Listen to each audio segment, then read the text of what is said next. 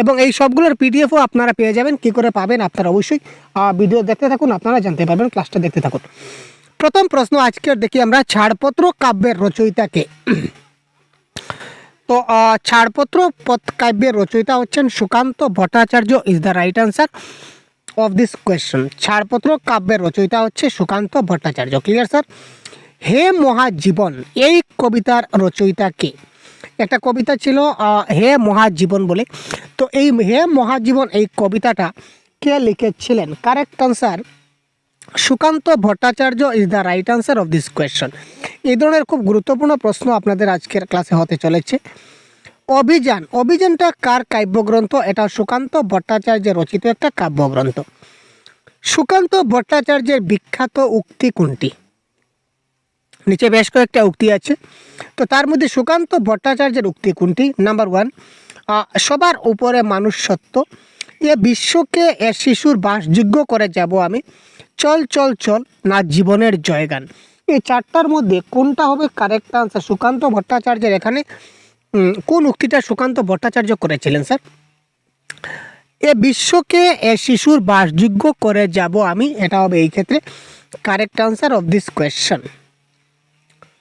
সুকান্ত ভট্টাচার্য কোন ধরনের কবি হিসাবে পরিচিত? সুকান্ত ভট্টাচার্যকে প্রকৃতির কবি, বিদ্রোহী কবি, গণমানুষের কবি নাকি পল্লী কবি বলা হয়? তো এটা কারেক্ট আনসার কী হবে? আপনারাও আমাদের সঙ্গে সঙ্গে কমেন্ট বক্সে কারেক্ট আনসার দিতে যান। কারেক্ট আনসার এটা হবে গণমানুষের কবি is the right answer of this question. Meghnad বধ কাব্যটি কার রচনা? যদি আমরা বলি যে মেঘনাদ বধ কাব্যটি কার রচনা, তো আমরা সবাই জানি এটা মাইকেল মধুসূদন দত্তের রচিত একটা কাব্যগ্রন্থ, মেঘনাদ বধ কাব্যগ্রন্থ। তারপর হচ্ছে কোয়েশ্চন নাম্বার 7, বাংলা সাহিত্যে অমৃতাক্ষর ছন্দের প্রবর্তক কে?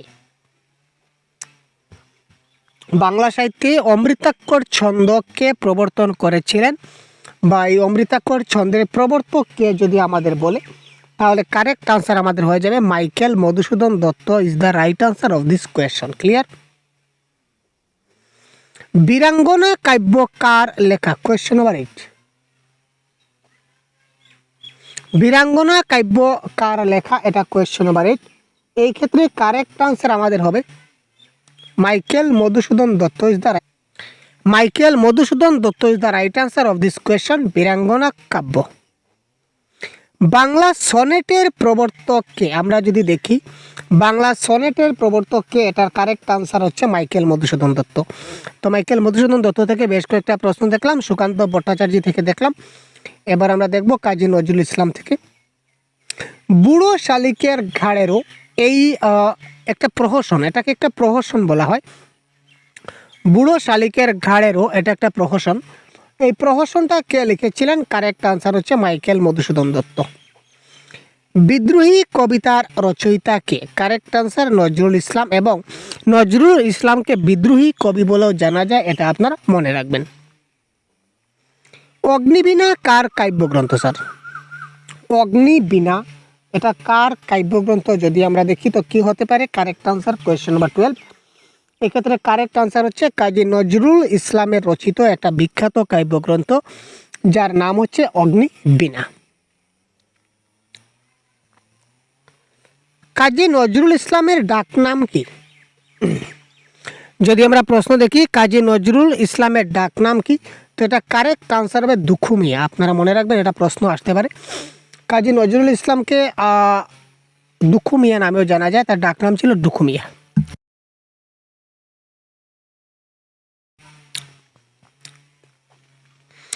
ধূমকেতু পত্রিকার সম্পাদক কে ছিলেন? কোয়েশ্চন নাম্বার 14, ধূমকেতু পত্রিকার সম্পাদক কে ছিলেন? এটা কারেক্ট আনসার হবে নজরুল ইসলাম বা Kazi Nazrul Islam is the right answer of this question. কনসেপ্টের ক্লাস অলরেডি আমরা প্রোভাইড করে দিয়েছি, প্রত্যেকজন সাহিত্যিক আমরা ইন ডিটেল আমরা আলোচনা করেছি, আপনারা দেখে না থাকলে অবশ্যই দেখে নেবেন।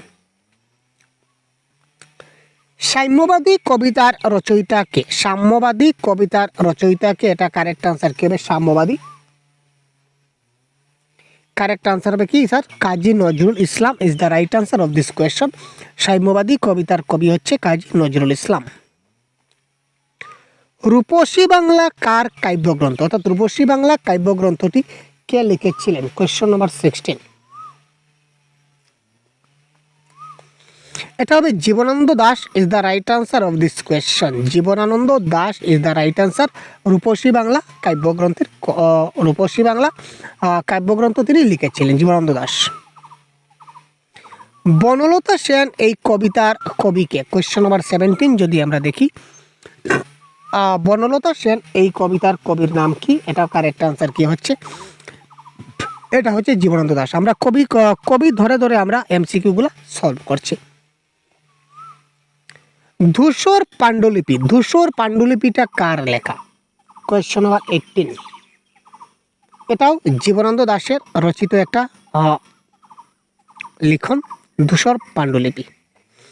মহাপৃথিবী একটা কাব্যগ্রন্থ, এই কাব্যগ্রন্থটা কে লিখেছিলেন? এটা কারেক্ট আনসার হবে Jibanananda Das is the right answer of this question. Jibanananda Das is the right answer of this question. Mahaprithibi কাব্যের কাব্যগ্রন্থ। আবুল তাবুল কার লেখা? এবার আমরা চলে যাব সুকুমার রায়ের দিকে। আবুল তাবুল হচ্ছে সুকুমার রায়ের একটা বিখ্যাত গ্রন্থ। তাছাড়া হজ বরল তিনি আরেকটা লিখেছিলেন, হজ বরল, এটাও তার একটা বিখ্যাত কাব্যগ্রন্থ। শিশু সাহিত্যিক হিসাবে তিনি পরিচিত সুকুমার রায়। এই দেখুন চলে আসছে হজ বরল গ্রন্থ বলতে বলতে। হজ বরল গ্রন্থের রচয়িতা হচ্ছেন এই Sukumar Ray is the right answer.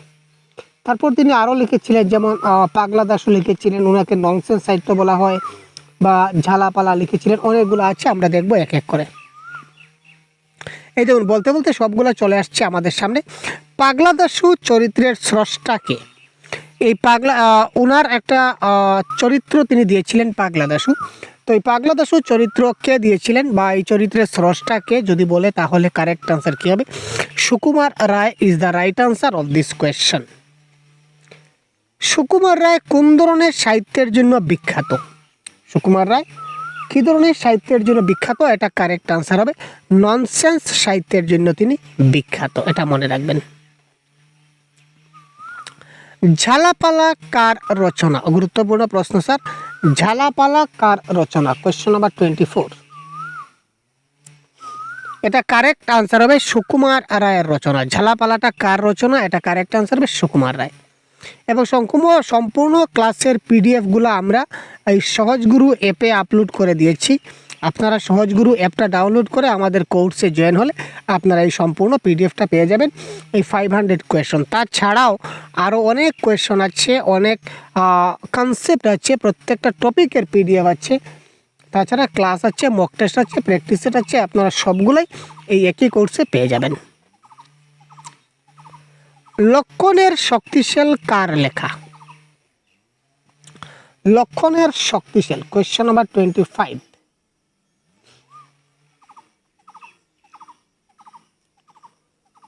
এটা কারেক্ট আনসার হচ্ছে Sukumar Ray is the right answer of this question. আরেকটা রচিত বিখ্যাত লিখন হচ্ছে লক্ষণের শক্তিশাল। দুখু মিয়া নামে পরিচিত কে? দেখুন আগে বলেছিলাম যে কাজী নজরুল ইসলামের ডাকনাম কি? কারেক্ট আনসার দুখু মিয়া। তো এবারে প্রশ্নটা ঘুরিয়ে আসতে পারে যে দুখু মিয়া নামে কে পরিচিত? এই ধরনের বিভিন্ন মানে দুখু মিয়া কার ডাকনাম ছিল, এই তো বিভিন্নভাবে কিন্তু প্রশ্নটা আসতে পারে, সুতরাং আপনাদের সেটা মনে রাখতে হবে। তো কারেক্ট আনসার হচ্ছে Kazi Nazrul Islam is the right answer of this question. বিদ্রোহী কবি কাকে বলা হয় বা বিদ্রোহী কবিতা কে লিখেছিলেন? এটাও কারেক্ট আনসার হচ্ছে কি Kazi Nazrul Islam is the right answer. Clear sir? Rupasi Bangla কোন ধরনের গ্রন্থ? যদি আমরা দেখি কোয়েশ্চন নাম্বার 28। রূপসী বাংলা এটা হচ্ছে একটা কাব্যগ্রন্থ। রূপসী বাংলা হচ্ছে একটা কাব্যগ্রন্থের নাম। এটা নাটকও নয়, উপন্যাসও নয়, কোনো প্রবন্ধ নয়। রূপসী বাংলা একটা কাব্যগ্রন্থ। 60টি তারার তিমির এটা কার লেখা? 60টি তারার তিমির এটা কার লেখা? Question number 29। জীবনানন্দ দাশ, নজরুল ইসলাম, রবীন্দ্রনাথ ঠাকুর নাকি সুকান্ত ভট্টাচার্য? কারেক্ট আনসার কী হবে বলুন? কারেক্ট আনসার হবে জীবনানন্দ দাশ। আপনারা যারা আমার কনসেপ্টের ক্লাসগুলো দেখে নিয়েছেন প্রত্যেকটা সাহিত্যিকের, আমি 100% গ্যারেন্টি দিয়ে বলতে পারি এই 500টা কোয়েশনের মধ্যে সবগুলোই কিন্তু আপনারা পারছেন। তারপর হচ্ছে চল চল চল এই গানটির রচয়িতা কে? এটা কারেক্ট আনসার হবে নজরুল ইসলাম। ঠিক আছে, তো এমসিকিউ এই ধরনের আমরা এমসিকিউ আমাদের পরীক্ষায় আসবে এবং এমসিকিউগুলো আমরা বুঝলাম। এবার আমরা টু দ্য পয়েন্ট প্রশ্নগুলো আমরা দেখে নেব খুব তাড়াতাড়ি করে। এখানে দেখুন, যদি প্রশ্ন আমরা এমসিকিউ তো দেখলাম, এবার সরাসরি আমরা প্রশ্নে যাব। এমসিকিউটা তৈরি, এমসিকিউ তো বুঝতে পারছেন কারেক্ট আনসার কী হবে, এই ধরনের এমসিকিউ থাকবে। এবার আমরা কারেক্ট আনসারগুলো জানার চেষ্টা করি। সঞ্চিতা কার কাব্যগ্রন্থ? যদি পরীক্ষায় প্রশ্ন আসে বারবার বলি, সঞ্চিতা হচ্ছে নজরুল ইসলামের, আমি আগের ক্লাসেও বলেছিলাম। আর যদি সঞ্চয়িতা হয় তাহলে এটা হবে রবীন্দ্রনাথ ঠাকুর। ক্লিয়ার? সঞ্চিতা বলেছে তাই এখানে নজরুল ইসলাম হবে রাইট আনসার। আর যদি সঞ্চয়িতা বলে তাহলে এটা হবে নজরুল ইসলাম। ক্লিয়ার? সঞ্চিতা থাকলে নজরুল ইসলাম আর সঞ্চয়িতা হলে রবীন্দ্রনাথ ঠাকুর। পলাতক কার লেখা? নজরুল ইসলামের লেখা। চক্রবাক এটা কার কাব্য? এটা নজরুল ইসলামের একটা রচিত বিখ্যাত কাব্য। ফণী মনসা কার লেখা? নজরুল ইসলামের লেখা। বিষের বাসী কার রচনা? নজরুল ইসলামের লেখা। সিন্ধু হিল্লোল কার লেখা? এটা নজরুল ইসলাম। সর্বহারা কাব্যগ্রন্থ এটাও নজরুল ইসলাম। এই টোটাল এখানে সব কয়টা কিন্তু নজরুল ইসলামের লেখা, নামগুলা মনে রাখবেন। তারপর আমরা যাই সুকান্ত ভট্টাচার্যের কিছু রচনায়। নবান্ন কবিতার কবিকে যদি বলে তো সুকান্ত ভট্টাচার্য। ঘুম নেই সেটা কার লেখা? সুকান্ত ভট্টাচার্য। পূর্বাভাস এটা কার রচনা? এটা হবে সুকান্ত ভট্টাচার্যের রচনা।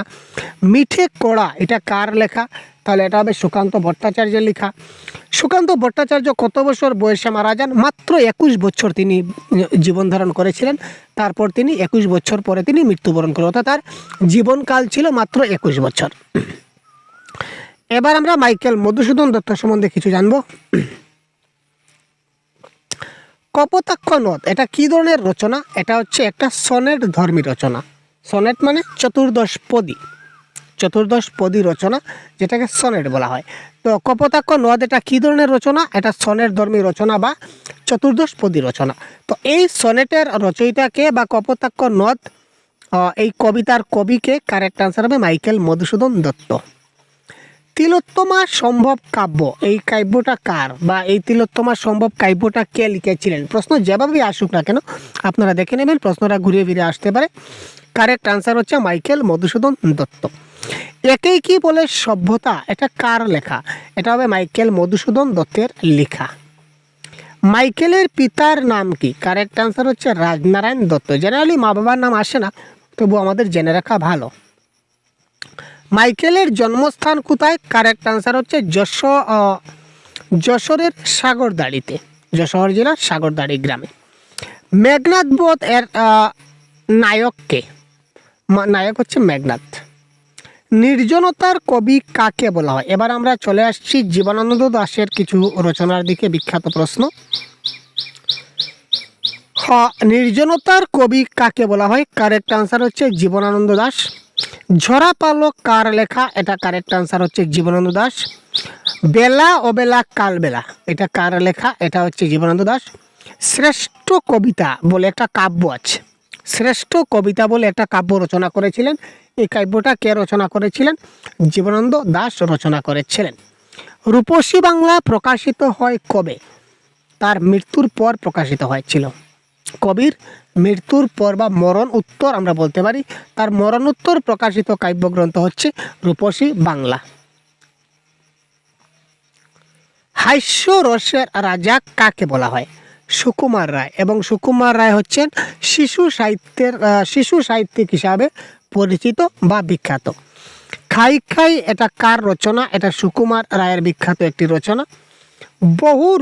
বহুরূপী কার রচনা? এটা সুকুমার রায়ের বিখ্যাত একটি রচনা। দেখতে পাচ্ছেন অতি গুরুত্বপূর্ণ প্রশ্নগুলো আপনারা দেখে নেবেন। এবং পিডিএফটা ডাউনলোড করতে গেলে এখনই সহজ গুরু অ্যাপটা ডাউনলোড করে নিন প্লে স্টোর থেকে সহজ গুরু অ্যাপটা ডাউনলোড করলে আপনারা কোর্সে যখনই জয়েন হয়ে যাবেন সঙ্গে সঙ্গে আপনারা এই পিডিএফটা পেয়ে যাবেন। তাছাড়া সম্পূর্ণ কোর্স, বাংলা ভাষার ফুল কোর্স এই কোর্সের মধ্যে থাকবে। PDF, class, notes, mock test, practice set etcetera. অবাক জলপান এটা কার লেখা? এটা সুকুমার রায়ের লেখা হচ্ছে অবাক জলপান। শব্দকল্পদ্রুম এটা কার লেখা? এটা হচ্ছে সুকুমার রায়ের রচনা, বিখ্যাত। সুকুমার রায়ের পিতার নাম কি? উপেন্দ্র কিশোর রায়চৌধুরী। আর সুকুমার রায়ের পুত্রের নাম কি যদি বলে তাহলে হবে সত্যজিৎ রায়। সত্যজিৎ রায় ছিলেন বাংলা ছায়াছবির বিখ্যাত একজন শ্রেষ্ঠ ব্যক্তি। তার যথেষ্ট অবদান রয়েছে বাংলা ছায়াছবিতে। সত্যজিৎ রায় কার পুত্র?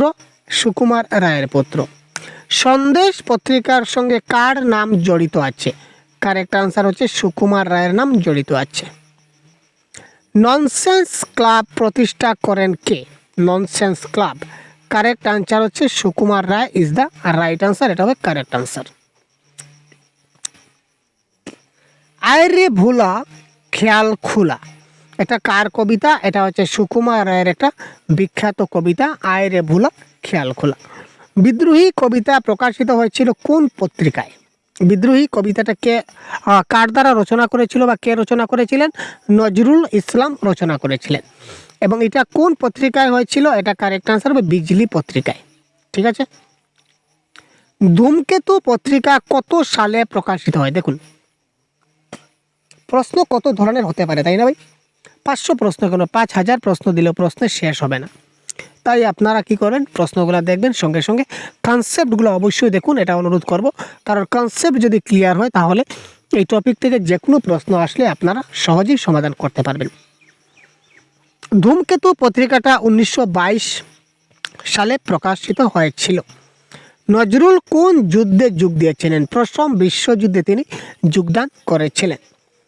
নজরুল কোন রেজিমেন্টে ছিলেন? এটা কারেক্ট আনসার হবে 49 বেঙ্গল রেজিমেন্ট।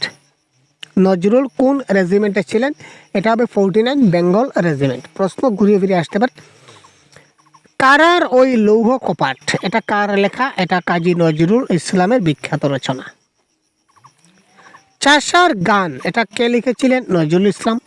দারিদ্র কবিতার কবিকে? নজরুল ইসলাম। আবার আসিব ফিরে কবিতাটি কার লেখা? জীবনানন্দ দাশের বিখ্যাত কবিতা। বাংলার মুখ আমি দেখিয়েছি এটা একটা বিখ্যাত কবিতা বলতে পারেন, আবার উক্তিও বলতে পারেন।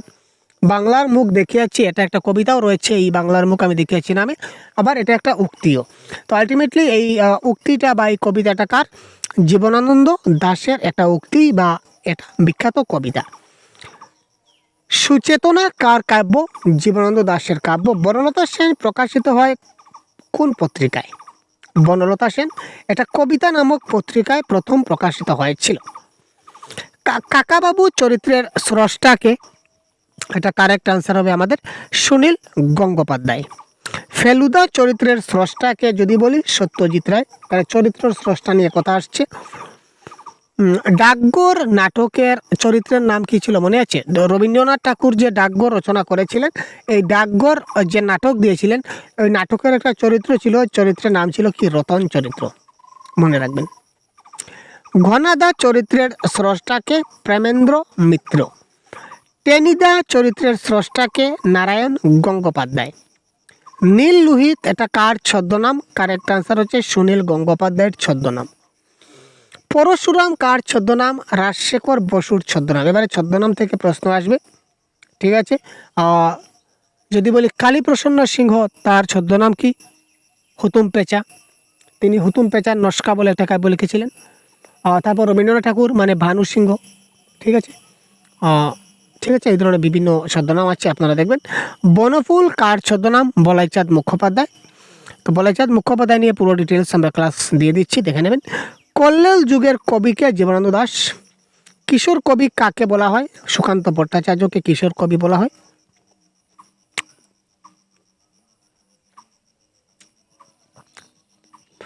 বিদ্রোহী কবিতাটি প্রথম কোন সালে প্রকাশিত হয়েছিল? 1922-এ। মেঘনাদ বধ কাব্যটা কত স্বর্গে বিভক্ত? মেঘনাদ বধ কাব্যটা কত স্বর্গে বিভক্ত? এটা টোটাল 9টা স্বর্গ এখানে আছে। বাংলা সাহিত্যের প্রথম সার্থক ট্র্যাজেডি কোনটি? যদি বলি বাংলা সাহিত্যের প্রথম সার্থক ট্র্যাজেডি নাটক, এটা হচ্ছে কৃষ্ণকুমারী। আর এই কৃষ্ণকুমারী এটা কে লিখেছিলেন? মাইকেল মধুসূদন দত্ত লিখেছিলেন ভাই। মায়া কানন, মায়া কানন এটা কার নাটক? এটা মাইকেল মধুসূদন দত্তের একটা বিখ্যাত নাটক। কবির মৃত্যু কবিতাটি কার? কবির মৃত্যু কবিতাটি হচ্ছে জীবনানন্দ দাশের। রবীন্দ্রনাথের প্রতি কার লেখা? এটা হবে জীবনানন্দ দাশ লিখেছিলেন রবীন্দ্রনাথের প্রতি। সুচেতনা কোন ধরনের গ্রন্থ? এটা একটা কাব্যগ্রন্থ। আর পাগলা দাশু এটা কী ধরনের রচনা? এটা একটা গল্প। আবুল তাবুল প্রথম প্রকাশিত হয় কবে? 1923-এ। হযবরল কোন ধরনের সাহিত্য? এটা ননসেন্স সাহিত্য। আর ননসেন্স সাহিত্যিক হিসাবে কে পরিচিত? সুকুমার রায়। সুতরাং সুকুমার রায় হযবরল লিখেছিলেন, আবুল তাবুল লিখেছিলেন, খাই খাই লিখেছিলেন। সুকুমার রায় কোন পত্রিকায় সম্পাদক ছিলেন? সন্দেশ নামক পত্রিকার তিনি সম্পাদক ছিলেন। কবি ও কাহিনী এটা কার লেখা? এটা নজরুল ইসলামের লেখা।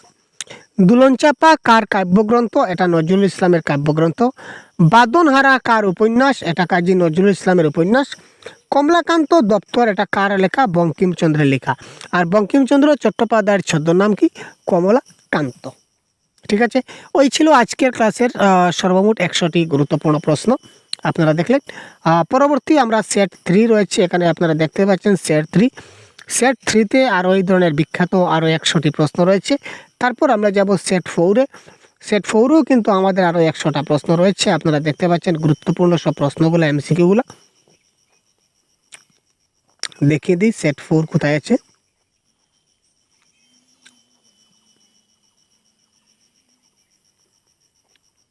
এই দেখুন, সেট 4 স্টার্ট হচ্ছে এখান থেকে। সেট 3তে 100 আছে, সেট 4-এ আছে, তার পরবর্তীতে সেট 5-এর 100 আছে।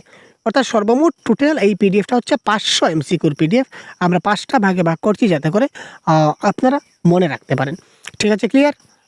তাছাড়া এই ধরনের ক্লাস আপনারা প্রত্যেকদিন পাবেন আমাদের সহজগুরু অ্যাপে।